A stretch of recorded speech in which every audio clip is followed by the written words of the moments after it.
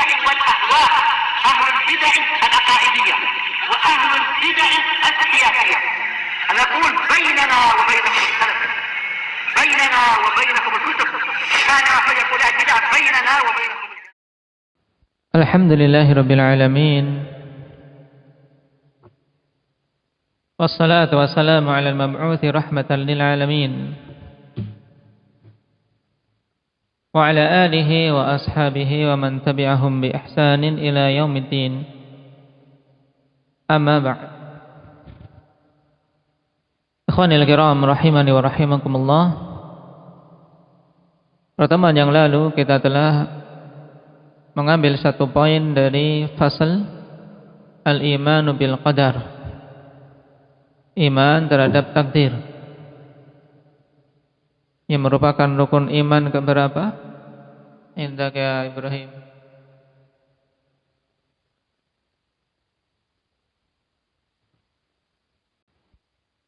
Baik.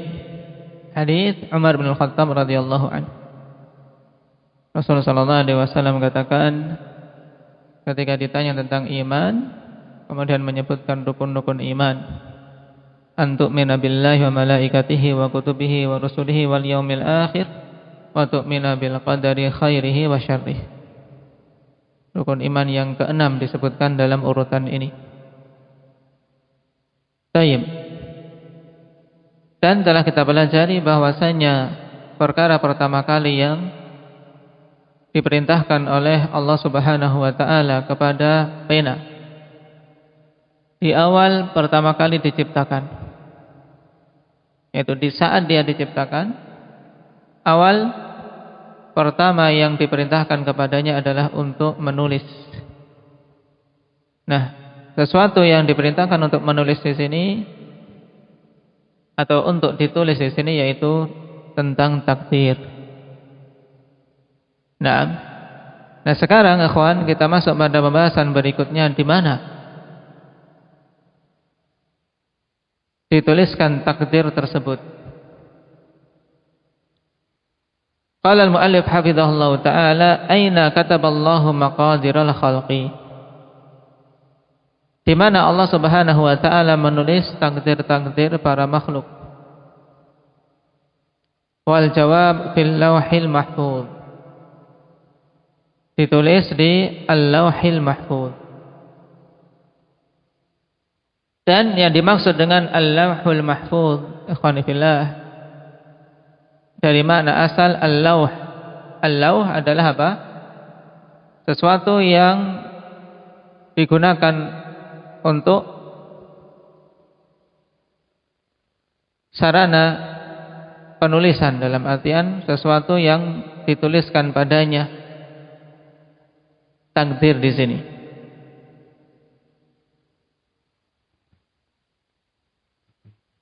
Karena asal dari kata al-lauh, sebagaimana dikatakan oleh para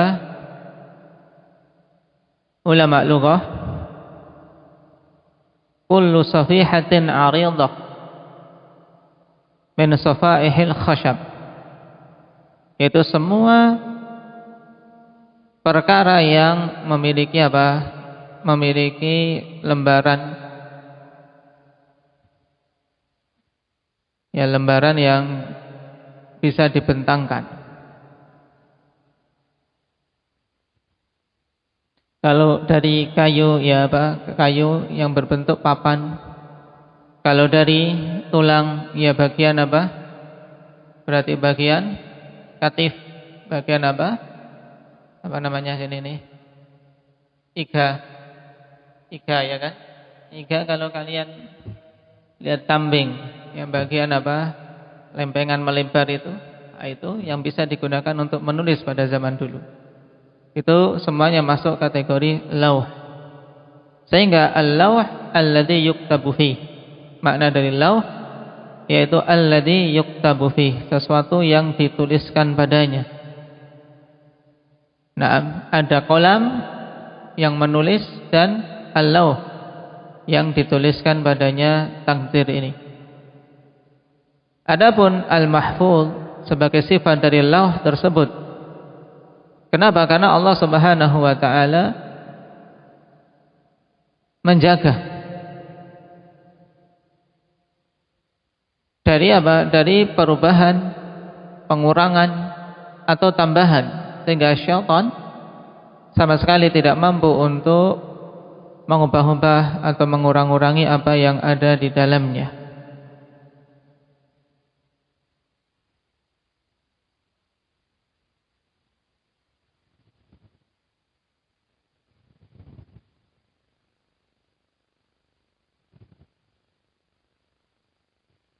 Kita baca apa dalil untuk permasalahan ini. Wa dalilu qauluhu ta'ala wa kullu syai'in ahsaynahu fi imamin mubin.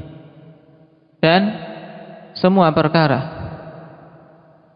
naam, telah kami tulis, dalam artian semuanya telah dicakup di dalam apa? Kitabum fi imamin mubin.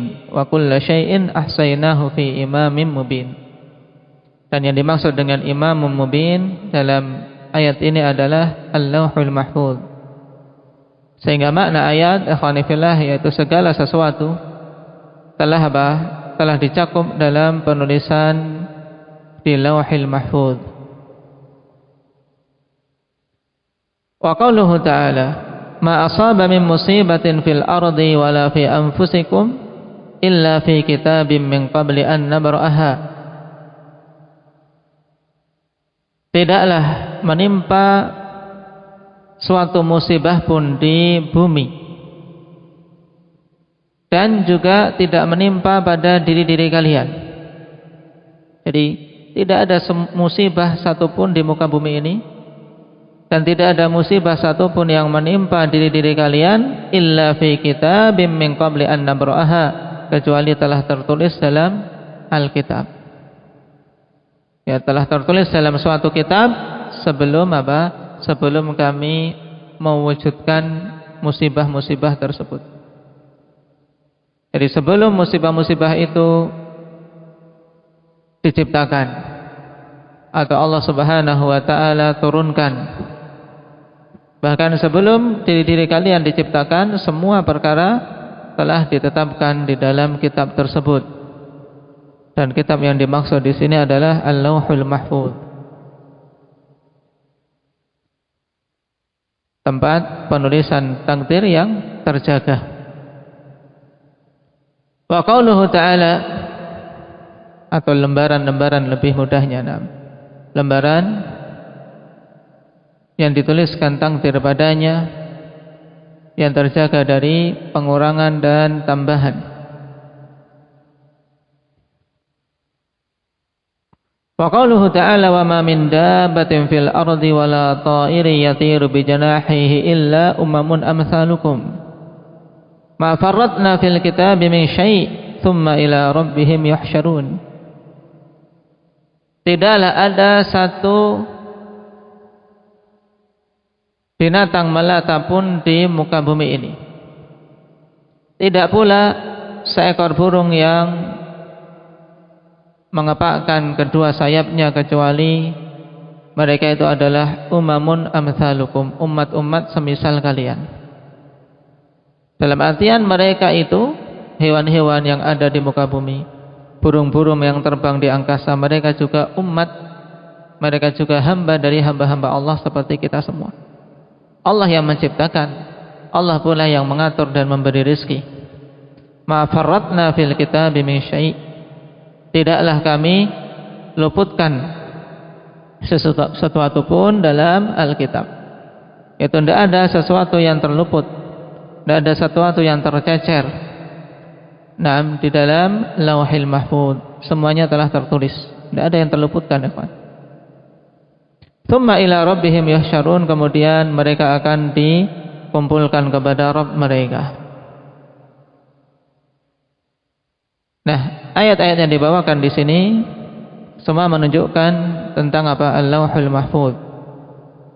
Walaupun pada sebagian ayat akhwanifillah terjadi khilaf tentang makna Alkitab padanya. Wa hadithu Abdullah bin Amr bin Al-As radhiyallahu anhuma qala sami'tu Rasulullah sallallahu alaihi wasallam yaqul kataballahu maqadir al-khalaiqi qabla an yakhluqa as-samawati wal arda bi 50,000 sanah. Qala wa 'arshuhu 'alal ma'. Dan hadis Abdullah bin Amr bin As radhiyallahu anhuma, Rasulullah sallallahu alaihi wasallam bersabda, atau di sini beliau mengatakan, aku mendengar Rasulullah sallallahu alaihi wasallam bersabda, Allah Subhanahu wa taala menulis takdir-takdir para makhluk sebelum menciptakan langit-langit dan bumi sejarah 50.000 tahun. Jadi 50.000 tahun sebelum Allah menciptakan langit yang 7 dan bumi yang 7, itu Allah telah menuliskan takdir. Qala wa arshuhu 'alal ma', dan arsy Allah Subhanahu wa taala di atas air. Rawahu Muslim. Baik, dalam hadis ini secara jelas ikhwan fillah menunjukkan bahwasanya semua takdir-takdir para makhluk telah ditulis. Bahkan penulisan itu jauh-jauh hari, ya waktunya sangat jauh, yaitu 50.000 tahun sebelum penciptaan langit dan bumi. Juga dalam hadis ini menunjukkan pada pembahasan yang kemarin kita terangkan, yaitu bahwasanya arsy diciptakan lebih dahulu daripada kolam. Kenapa? Karena dalam hadis ini Rasulullah sallallahu alaihi wasallam mengatakan wa arshuhu 'alal ma'. Dan arsy Allah Subhanahu wa taala di atas air, menunjukkan bahwasanya arsy telah ada ketika apa? Ketika penulisan takdir. Sehingga jelas dalam hadis yang lewat tidaklah menunjukkan bahwasanya kolam itu makhluk yang pertama kali. Bahkan ada yang sebelum itu, yaitu apa? Apa yang diciptakan sebelum kolam? Indak ya Rifki? Arsy. Naam. Baik. Apa man? Asim. Wa anta? Baik. Nah, ini sekilas tentang Lauhul Mahfuz. Adapun pembahasan berikutnya kita ambil pada pertemuan yang akan datang.